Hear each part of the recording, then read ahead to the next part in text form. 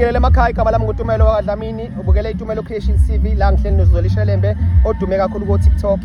siyamazi enza icontent eba MC emcimbini eminingi yomaskandi nakweminye nje imicimbi esuke ikhona eSouth Africa yonke mfowethu awi introduce balaleli nina besilo ngiyakhuleka nina bendlovu enamandla Zulu omnyama ondlela zimhlophe umntwana lo wakashelembe igama lami nguZweli ngiyabonga phansi kaSoyimane emgungundlovu mfowethu angibingelele mfowethu ngiyathokoza mfowethu iTumelo TV kuba nani kunomuntu osekhaya mfowashelembe othi icontent yakho ngiyayithanda kodwa manje angazi ukuthi ngafika kanjani lesi sigaba ngendlela abantu abakuthokozela ngayo uyafisa nomunye umuntu kuba mhlawumbe athokozele ngalendlela abantu abak-appreciate ngayo mabebona imaphi nje ama-advice ongawanikeza umuntu osekhaya wedo omusha wedo omdala othi ngilandela uZolishelembe ngilala ngikhona ngihalela nano-commentator because bengibuka ama-videos akhe as much as mhlawumbe sibuye simbuke nako TikTok ikuphi nje ongakunikeza mhlawumbe umlaleli osekhaya omusha onofuqufuqu lokuthi afise nayo ukuthi abe ne-courage le obe nayo ukuthi ufike kuleli zinga kulona mfowethu angibonge oqala mfowethu ngiyacabanga ukuthi ayikho into ebalekile edlula inhlonipho mfowethu noma imuphi umsebenzi yabo nje industry mina yokuba uMC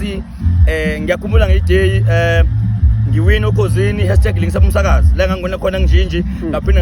ngawina BK mfowethu so ngiyacabanga ukuthi kona lokho ukuhlonipha mfowethu nalokuthanda umsebenzi wakho into ebaleke kakhulu njengomuntu okule industry ko MC nomuntu oyi-radio presenter mfowethu kufanele uzehlise ngoba le ndima mfowethu ngagcina isikhathi uphumelele ngiyakhumbula nje abantu bangibona lapha kuMuso Maciko ngalo kuyembelele mfowethu eladuma kakhulu lapha kuMuso Maciko njalo ngolesihlanu lapha ku-podcast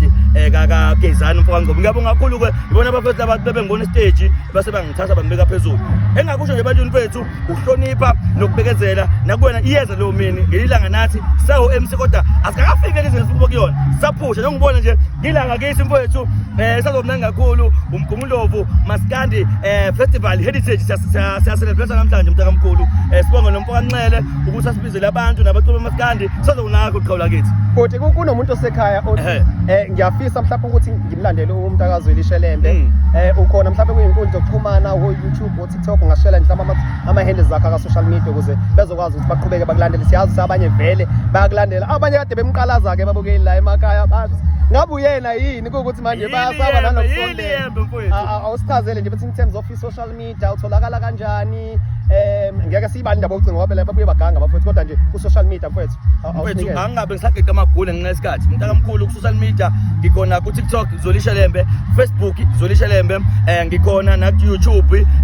Zemusic channel la enginayo ne-podcast mfowethu la ngibuza khona amancika kakhulu ukuthi ngabe mhlambe uma sithi #mina nekhono lami mfowethu kodwa nje ngikhona ngey'nkundleni zokuxhumana zonke umuntu ofuna ungilandela ngikhona Zolishelembe ngibonga ngethuba nilapplication yami bafowethu hleli naye laphana uZweli wakashelembe awuphakamisa unyawo sibone babone awuhlaba u-1 futhi awuhlaba u-1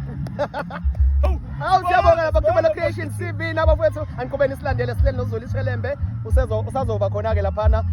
kulo mcimbi kuthiwa maskandi heritage ola herigwala siyabonga kakhulu balaleli nina besilo